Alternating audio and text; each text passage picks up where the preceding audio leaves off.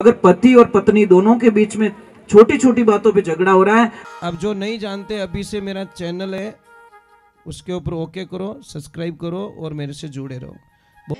थोड़ा जोर से।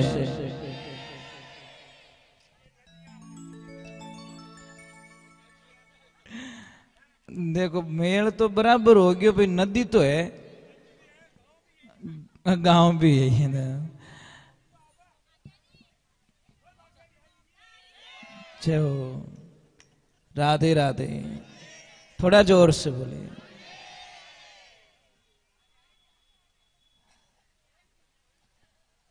भगवान को कौन कहते हैं? भगवान आते नहीं, आगे तो सब जानते, हम मीरा के जैसे बुलाते नहीं। कौन कहते हैं भगवान खाते नहीं, तो हम सबरी के जैसे खिलाते नहीं। कौन कहते भगवान सोते नहीं, यशोदा के जैसे सुलाते नहीं।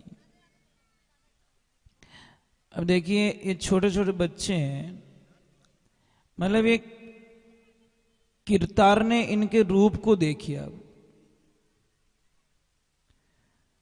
मतलब इनकी शक्ल हमको कभी नेगेटिविटी नहीं लगती, अच्छे ही लगते हैं। और एक बात और बोलूं आपको, बीमारी ठीक करने का इलाज बताऊं। कोई आदमी कितनी भी चिंता में बैठा है, उसकी गोद में ले जाके एक बच्चा छोड़ दो, वो एक बार तो कितनी समस्याओं से बाहर निकल जाएगा। क्योंकि छोटे बच्चे में इतनी एनर्जी, पॉजिटिविटी एनर्जी होती है, कितना ही दुख दूर कर दी। यानी शक्ल में इतनी ताकत रिया करे टाबर। आपको पता है छोटे बच्चों में कितना अच्छा लगता है, कोई भी लेके चला जाता है बिना पूछे। कोई भी खेल रहा है, कोई भी उठाएगा, ये मुझे देना, मुझे देना, मुझे, बस भाव होने चाहिए। तो गोपियां प्रेम के सामने एक ध्यान रखना, प्रेम और ज्ञान दोनों साथ में नहीं चल सकते। शायद ज्ञानी पुरुष भगवान से दूर हो सकता है, पर प्रेमी भगवान से कभी दूर नहीं होता। थोड़ी आवाज बढ़ाओ, ये लाइफ में ध्यान रखें। इसीलिए ज्ञान क्या है? ज्ञान एक दीपक है, और दीपक को जलाइए, थोड़ा हवा का झोंका आएगा, दीपक बुझ जाएगा। और प्रेम एक मणि है, मणि को रखिए, कितनी भी हवा आने दो, उसकी लो वो बुझेगी नहीं। मणि कभी बुझती है क्या? राधे राधे, थोड़ा जोर से बोलो, राधे राधे राधे। क्या हुआ? हाँ, ये तो पता नहीं, कृष्णा जाने। मैंने ध्यान नहीं दिया, पता नहीं होगी, आज होगी कल होगी। थोड़ा तो था ही ध्यान रखो, होगा पूरी मैं ध्यान रखो तो है क्या? चलो कोई बात नहीं। हाँ चलो कल कोई बात नहीं, आज भी मान लो, कल भी मान लो, आपने तो मान लो। हाँ बस मानना चाहिए। और एकादशी का तो आप सबको पता ही है कि चावल उपयोग में नहीं लिया जाता, चावल नहीं खाने चाहिए। कल है, कल है, कल है। तो देखिए ज्ञान और प्रेम के बीच में उद्धव जी पराजित हो जाते हैं। उनको अहंकार था किस बात का? कि मैं इतना ज्ञानी पुरुष हूं कि मैं गोपियों को समझा लूंगा, वहां के लोगों को मैं समझा लूंगा। पर वो तो प्रेम के प्रतीक थे, इसलिए वहां पे ज्ञान का प्रभाव नहीं पड़ा और उनकी चले नहीं। अब वो वापस निकल गए, और जैसे ही आते हैं तो भगवान को तो पता ही था, भगवान ने आते ही उद्धव जी को क्या बोला? आइए आइए ज्ञानी पुरुष आइए। तो उद्धव जी को झटका लगा कि एक तो बट है, मैं ऑलरेडी पराजित हो चुका हूं, और थाई तानो मारो मने। मतलब ऑलरेडी मैं वहां पे दुखी होके आया हूं कि मैं हार गया वहां पे, और आप भी आगे वही मौको रखो। एक तो भाई दी बुझाने की कोशिश करें, था पेट्रोल और डब्बो नेको, तो भाई दिक्कत बुझी। तो भगवान ने उनको बोला कि 2 मिनट के लिए आंखें बंद करो। तो आंखें बंद की, 2 मिनट हुआ, बाद में बोले कि उद्धव जी आंखें खोलो वापस। और जैसी आंखें खोली, क्या लीला मेरे प्रभु की। राधा रानी पास में खड़ी है, सारी गोपी गोपिकाएं सारे वहां खड़े। तो उद्धव जी को समझा दिया कि मैं खुद ही राधा हूं, भक्ति रूपी राधा हूं, और मैं खुद ही वहां पे रहे। सब मेरी एक लीला है, माया है, मेरे से कोई ये अलग है ही नहीं, ना तो आप अलग हो ना मैं अलग हूं। इधर थोड़ी एक दुविधा हो जाती है। मैंने बोला ना, भगवान का जीवन शुरुआत से लेकर इस भागवत में आपको समझना चाहिए कि भगवान का जीवन शुरू से लगाकर एंड तक संघर्षमय जीवन जिया। मतलब कोई तो दिन निकला होगा कि उन्होंने शांति से जीवन जी लिया, कोई दिन, मतलब शायद संघर्ष संघर्ष संघर्ष। अब इधर देखिए, कंस की दोनों पत्नियां, उन्होंने अपने भाई से शिकायत कर ली। किससे? जरासंध से, कि भाई हमारा सुहाग उजाड़ दिया उस कृष्ण ने। अस्थि और प्रस्ति थी, दोनों ने जाकर शिकायत की। भाई को इतना गुस्सा आया, इतना गुस्सा आया कि 23 यक्षोहणी सेना लेकर मथुरा पे आ गया कि अभी तो कृष्ण का एंड है, बस दूसरा कुछ नहीं है। पर भगवान तो भगवान है। बलराम जी ने बोला कृष्ण युद्ध कैसे करेंगे? कि भैया युद्ध तो हमको करना ही है, सबका विनाश तो करना ही है, पर एक काम हमको करना पड़ेगा। क्या? कैसे? कि हम सबको मार देंगे, जरासंध को मारना नहीं है। अगर जरासंध को मारेंगे तो मामला गड़बड़ हो जाएगा। कैसे? कि जरासंध को हम छोड़ देंगे तो उसको गुस्सा आएगा, फिर बचे हुए राक्षसों को लाएगा, फिर हम मारेंगे, फिर लाएगा, फिर हम मारेंगे, क्योंकि हम तो ये काम करने के लिए आए, और जरासंध हमारा निमित्त बनेगा। उद्धार करेंगे, उनको लाना ही पड़ेगा, क्योंकि वो उसको जिंदा छोड़ेंगे तो लाएगा, उसको मार दे तो लाएगा कौन? वो फिर जाएगा, फिर प्रतिशोध की ज्वाला उसके दिमाग में रहेगी, फिर आएगा, फिर हम मारेंगे, उसको बार बार छोड़ते रहेंगे। और इसी बीच में जरासंध की पूरी सेना को नष्ट कर दिया जाता है, फिर उसको छोड़ दिया जाता है, और फिर वो वापस जाके अपने प्लान में लग जाता है। इधर कालियावन, देखो मैं क्या बोल रहा हूं, एक पीछा नहीं छूट रहा है, दूसरा पीछे आ रहा है। तो भगवान ने अब मारे किससे उसे? अब रक्षा तो करनी थी, रक्षा करने के लिए कुछ नया करना था, लोगों को वहां रखना नहीं था, सुरक्षित नहीं थे। तो भगवान ने किसको बुलाया? विश्वकर्मा भगवान को। और विश्वकर्मा भगवान को बुला के बोला कि एक ऐसी नगरी की रचना करो, ऐसी नगरी बनाओ जहां पे हमारी ये नगरी सुरक्षित हो सके। और पानी में जाकर विश्वकर्मा भगवान ने द्वारका की रचना की, तैयार कर दी। तैयार करने के बाद में जो मथुरा से गुफा के माध्यम से सारे लोगों को वहां भेज दिया गया, माया के माध्यम से भेज दिया गया। वहां पे जाने के बाद में सुबह का टाइम होता है, लोग उठते हैं, अंदाज लगाते हैं मैं यहाँ पे कैसे हूं, मैं यहाँ पे कैसे हूं, मैं यहाँ पे कैसे हूं। तो महाराज कोई इधर भाग रहा है, कोई इधर भाग रहा है, कोई इधर भाग रहा है, गेट नहीं मिल रहा है।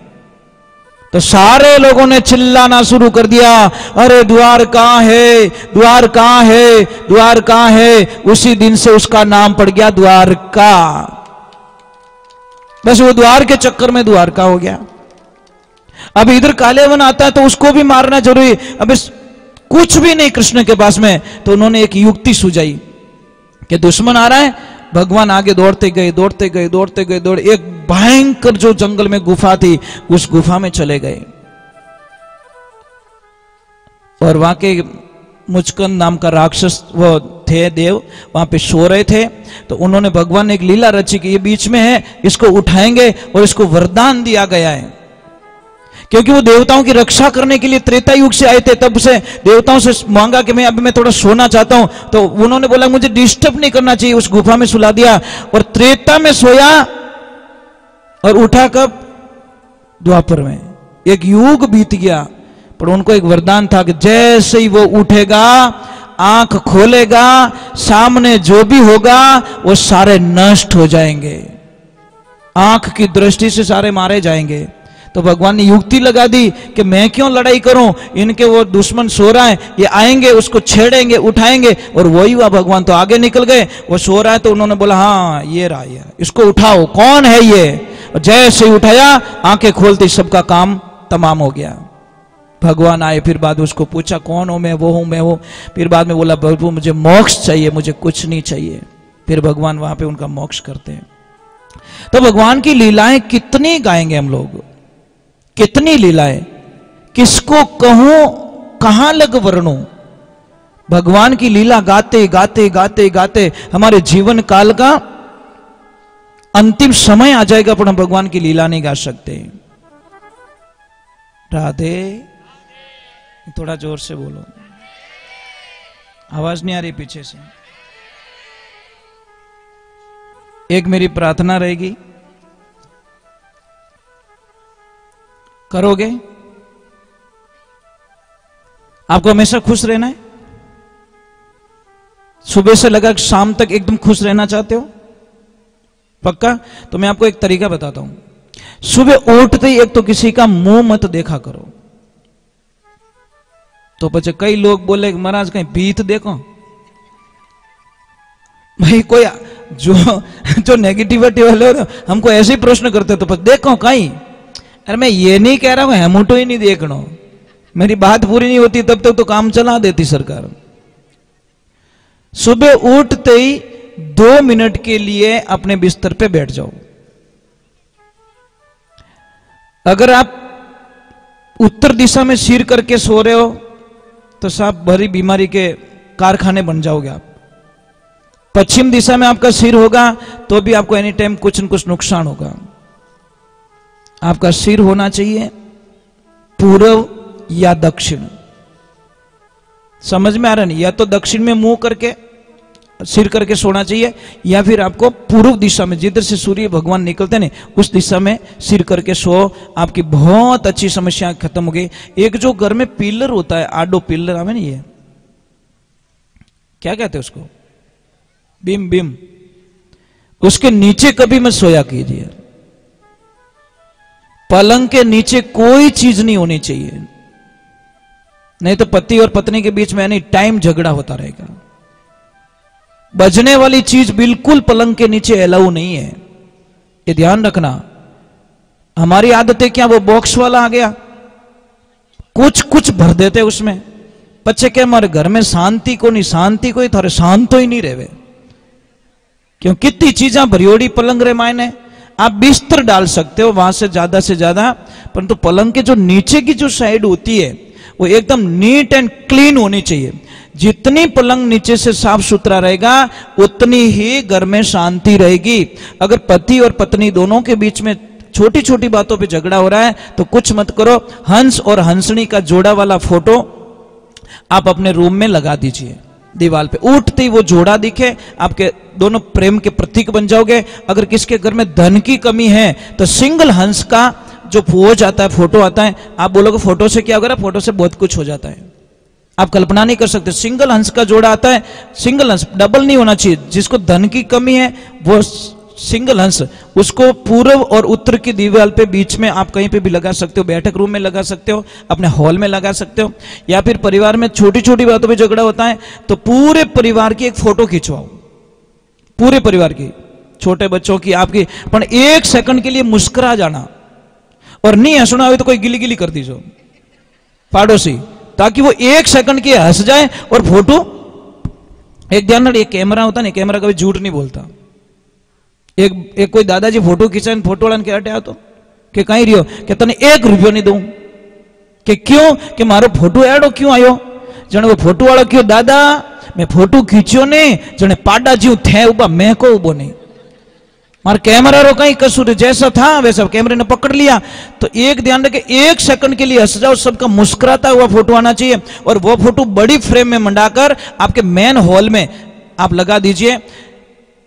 आप लगा के मुझे वापस बोलना कि गुरुजी हमारे घर में देखो ऑटोमेटिकली शांति हो गई है। आप कल्पना, पर फोटो सब हंसतोड़ा आना चाहिए, नहीं तो 2-4 दिन पहले प्रैक्टिस करो, ट्यूशन जाओ हंसने के लिए। सिंगल हंस का फोटो लगाइए, और एक नंबर दीवार घड़ी कभी भी घर में बंद नहीं होनी चाहिए, नहीं तो आपके धंधे की बर्बादी निश्चित है, कोई दुनिया की ताकत नहीं टाल सकती। अगर दीवार घड़ी बंद आ रही है तो आपको धंधे में, आपके जीवन की गति को रोकेगी दीवार घड़ी। कई लोग क्या करते हैं, हम घड़ी यहाँ करे बाबड़ो कांटो 5000 जावे क्यों छेल बड़ी उड़ो और घनी ताकत करे मैं जाना चाहूं पण वो क्या है ही कोनी पावर पाछो आधो पछी के मारा धंधा रे माने अचानक असर आ गयो आणो ये महाराज घड़ी बंद पड़ी है घर पे और घड़ी तो एक बहुत धंधे की प्रतीक होती है। अगर घर के सामने ये जो मोरपंखी आती है ना मोरपंखी पौधा अगर वो दोनों तरफ लगा दो ना आप कल्पना भी नहीं कर सकते। आप 2 गमले लगा दीजिए आप। अब बहुत बगीचा में आती है जी बहुत सारा पौधा मोरपंखी आती है मस्त एकदम विद्या की देवी कहते हैं उसको हम क्या कहते हैं। हाँ हम बच्चे थे तो हमारी बुक में उसका पत्ता तोड़ के रखते थे है ना वो विद्या की देवी। वो दोनों तरफ एक इधर लेफ्ट और एक राइट बाहर निकलते हैं ना तो उनका दर्शन कीजिए। देखिए ये पेड़ पौधे होते हैं इतनी ताकत होती है इनमें कल्पना नहीं कर सकते हो। अगर किसी भी मुझे दादाजी ने कल एक प्रश्न किया था कि गाय भैंस को जब वो डिलीवरी होती है तो उनको कई बार फूल की प्रॉब्लम हो जाती है समस्या आ जाती है बहुत पैसा खर्च करना पड़ता है बेचारी तकलीफ होती है। तो आपको नॉर्मली इलाज बताता हूँ बड़लो आवे ना बड़लो कहीं के वो वट वृक्ष का मैं हिंदी में बोल देता हूं क्योंकि बाहर भी देख रहे लोग। वट वृक्ष का जो पौधा होता है उसकी 5 से 250 ग्राम पत्तियां ले लो आप हरी पत्तियां उसको मिक्स करके एक 100-150 ग्राम देसी गाय का घी उसमें मिलाकर 1-2 चम्मच हल्दी डाल के उसको खिला दीजिए। महाराज इतना बढ़िया इलाज आप कल्पना नहीं कर सकते कल्पना भी नहीं कर सकते। अगर किसी गाय भैंस किसी को भी चोट लग गई है और वो ठीक नहीं हो रही है एक साइकिल का पुराना टायर लीजिए उसको जला दीजिए उसका जो पाउडर होता है उसको ले लीजिए और उसको कपड़े में छान लीजिए उसमें 100 ग्राम देसी गाय का घी डाल दीजिए और 50-100 ग्राम देसी हल्दी डाल दीजिए मलम बना के वो लगाइए 5-10 दिन में तो घाव ठीक हो जाएगा। कितना भी घाव पड़ जाए एकदम ठीक हो जाएगा आपको पता ही नहीं है। बहुत सारी चीजें होती है हमारे साथ में होती है हमारे पास में होती है पर ज्ञान नहीं है और नहीं होने के कारण हम बहुत सारी समस्याएं होती है। अगर किसी भी बच्चे को पढ़ाई में मन नहीं लग रहा है तो आप दक्षिण और पूर्व की दिशा में उस बच्चे को वहां पे अध्ययन कराओ बच्चा बड़ा होशियार होगा पढ़ाई में मन लगेगा। समझ में आ रहा है नहीं आ रहा कपूर। हाँ घोड़े के लिए इलाज है मैं बताऊंगा आप भाई आप नाच रहे तो आपको बताना भी जरूरी है। घोड़ा तो अटी दुका ऊपर से याद करो। राधे थोड़ा जोर से बोलो।